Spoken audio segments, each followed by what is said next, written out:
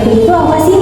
Nah, yang ketiga saya akan menjelaskan tentang faktor-faktor yang menyebabkan kaligrafi itu berkembang pesat.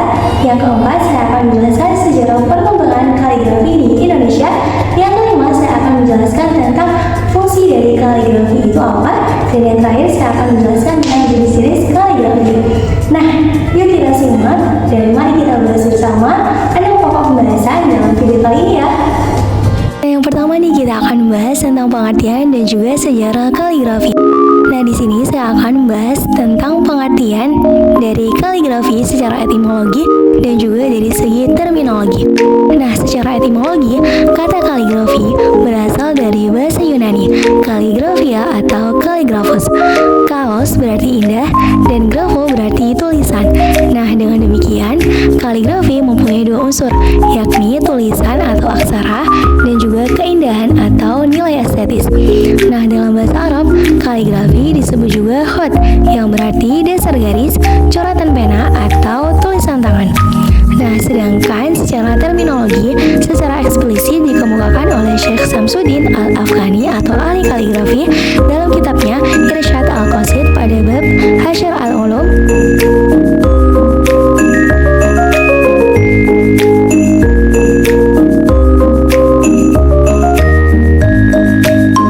Nah, dibandingkan dengan seni Islam yang lain, kaligrafi memperoleh kedudukan paling tinggi dan merupakan ekspresi spirit Islam yang sangat khas.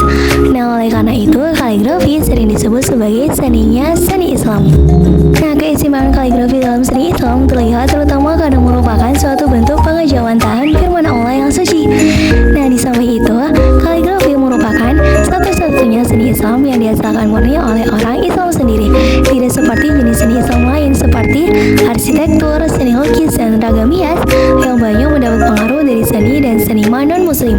Jadi tidak mengherankan jika sepanjang sejarah penghargaan kaum muslim terhadap kaligrafi jauh lebih tinggi dibandingkan dengan jenis seni yang lain.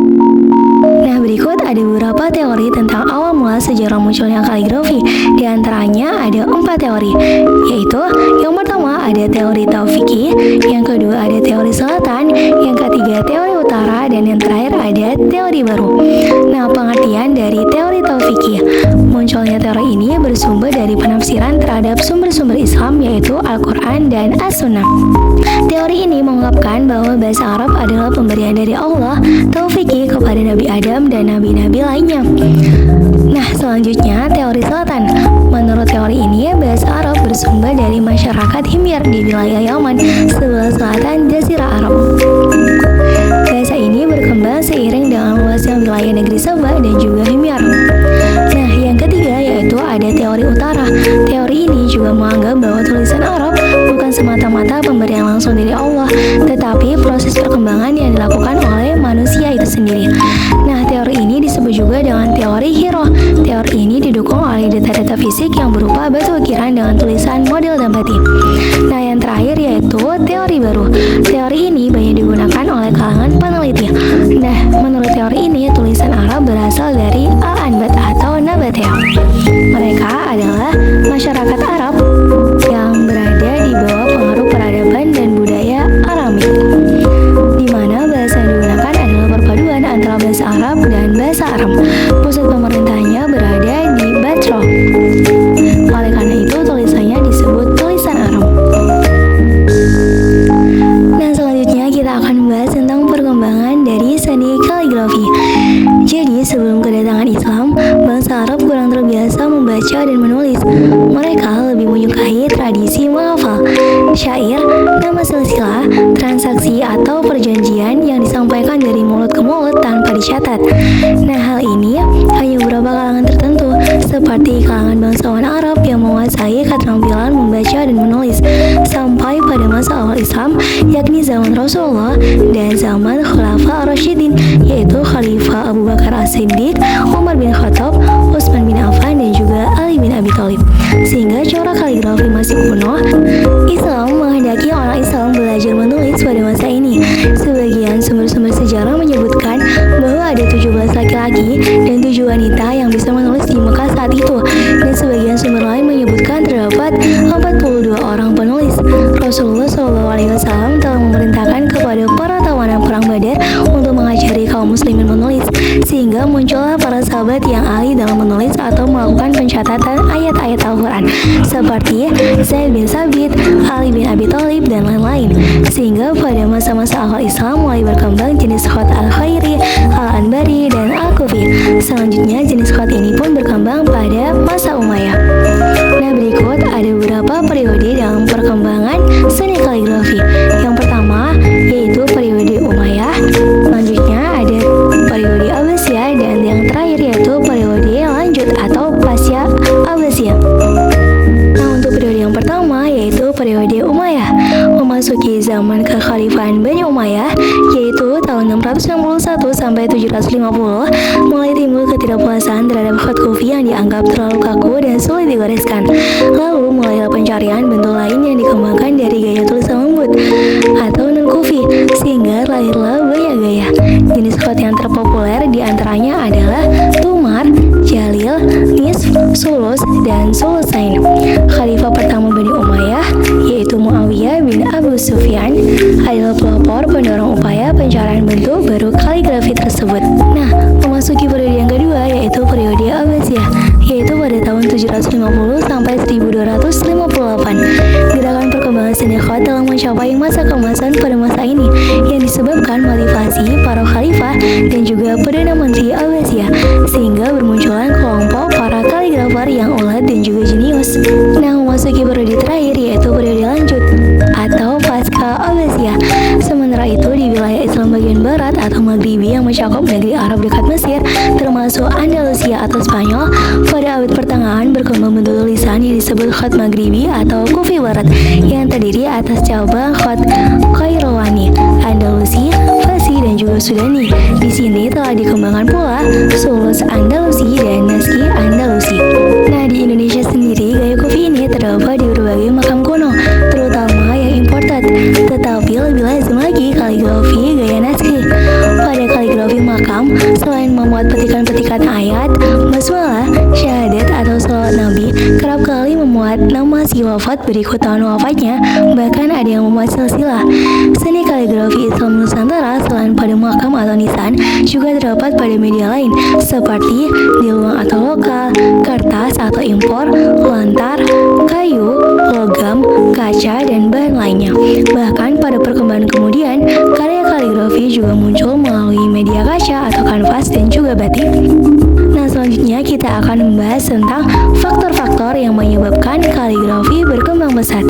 Selain eratnya kaitan antara Al-Quran dan juga perkembangan gaya kaligrafi, ada juga loh beberapa faktor lain yang menyebabkan kaligrafi dapat berkembang pesat dan menyebar demikian merata di dunia Islam.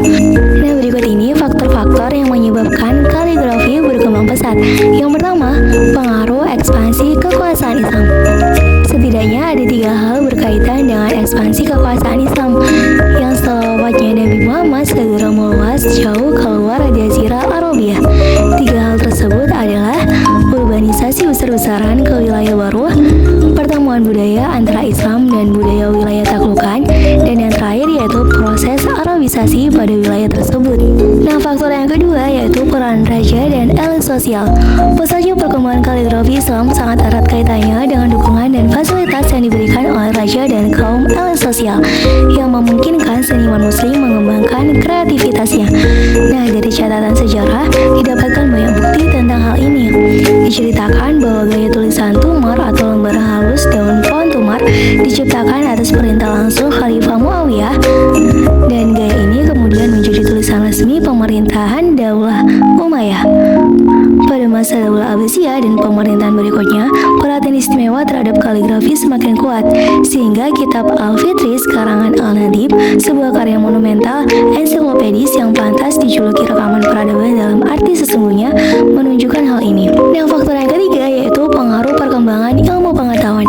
Minat terhadap ilmu pengetahuan yang telah tumbuh sejak masa Daulah Umayyah mengalami perkembangan luar biasa pada masa berikutnya, sehingga pada masa ini telah kertas banyak dikenalkan oleh orang Arab dari Cina di Samarkand pada tahun 133 Hijriah atau 751 Masehi. Sehingga dengan seiring dengan perkembangan zaman, aneka gaya kaligrafi juga mengalami perkembangan dengan munculnya berbagai pola dan bentuk serta media. Hal ini ditandai dengan munculnya tren-tren dalam kaligrafi kontemporer di dunia muslim seperti tradisional, figural, ekspresionis, simbolis, abstraksionis, murni. Adapun kontribusi kaligrafi terhadap peradaban Islam dapat kita lihat dari beberapa aspek, yaitu yang pertama yaitu aspek religius, yaitu dakwah Islam melalui seni kaligrafi. Yang kedua aspek etika, yaitu kesadaran ritual keberagamaan.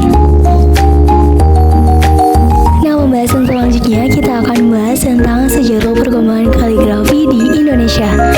Seni menulis halus huruf Arab yang dikenal dengan khat atau kaligrafi telah lama dikenal di tanah air dan bahkan telah sangat mencapai usia yang sangat tua setelah sejarah Islam di negeri ini. Ada bukti-bukti yang menunjukkan bahwa bahasa Melayu telah menggunakan dua jenis tulisan India sebelum tulisan Arab diperkenalkan. Tulisan-tulisan tersebut ialah Pallawa atau tulisan Sanskerta yang ditransformasikan ke huruf Jawa dan tulisan Nagari yang diperkenalkan oleh orang-orang Pala dari Bengal kira-kira pada abad ke-8 Masehi. Mengenai masuknya huruf Arab atau Hijaiyah ke negeri Melayu yang akhirnya menggeser huruf-huruf terdahulu, kemungkinan erat kaitannya dengan penyebaran agama Islam di Asia Tenggara yang dimulai pada abad ke-13 Masehi. Yang membawa agama Islam itu ialah saudagar-saudagar dari Gujarat. Mereka adalah orang-orang taat dalam beragama dan meyakini bahwa menebarkan agama Islam sebagai sebuah kewajiban. Akan tetapi, pendapat baru menyatakan bahwa agama Islam masuk pada abad ke-7 Masehi. Pendapat terbaru ini adalah kesimpulan dari seminar sejarah masuknya Islam ke Indonesia yang diadakan pada tanggal 17 sampai 20 Maret 1963 di Medan. Lengkapnya adalah sebagai berikut. Yang pertama, bahwa menurut sumber yang kita ketahui bahwa Islam masuk ke Indonesia pada abad ke-7 Masehi. Yang kedua, bahwa daerah pertama yang didatangi oleh Islam ialah pesisir utara Sumatera dan setelahnya terbentuknya masyarakat Islam, maka raja pertama Islam berada di Aceh. Yang ketiga, dalam proses pengislaman berikutnya orang Islam ikut aktif di dalamnya. Yang keempat, bahwa penyiar Islam juga sebagai saudagar. Yang kelima, penyiaran dan perkembangan Islam berlangsung damai. Dan yang terakhir, kedatangan Islam ke Indonesia membawa kecerdasan dan peradaban dalam membentuk pribadi bangsa Indonesia. Nah, pembahasan selanjutnya kita akan membahas tentang apa aja sih fungsi-fungsi dari kaligrafi itu sendiri. Nah, di sini saya akan menyebutkan 8 fungsi kaligrafi. Yang pertama, kaligrafi sebagai media ibadah dan juga dakwah. Yang kedua, kaligrafi sebagai sarana penyaluran kreativitas seni. Yang ketiga, kaligrafi sebagai penghias. Yang keempat, kaligrafi sebagai pengungkapan rasa hormat terhadap tokoh. Yang kelima, kaligrafi sebagai identitas diri dan status sosial. Yang keenam, kaligrafi sebagai media komunikasi. Yang ketujuh, kaligrafi sebagai alat meningkatkan solidaritas kelompok. Dan yang terakhir, kaligrafi sebagai profesi. Nah, untuk pembahasan kita yang terakhir yaitu tentang jenis-jenis kaligrafi. Nah, jenis kaligrafi Arab pada akhirnya menjadi paten dan memiliki kaidah masing-masing nih. Jenis-jenis kaligrafi Arab yang masih dikenal pada masa kini antara lain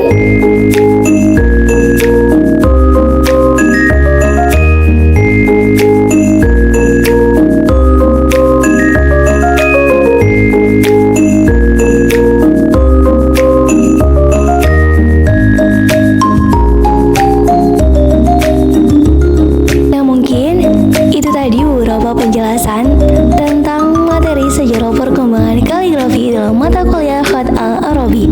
Mungkin cukup sekian penjelasan yang dapat saya sampaikan, kurang lebihnya mohon maaf. Wassalamualaikum warahmatullahi wabarakatuh.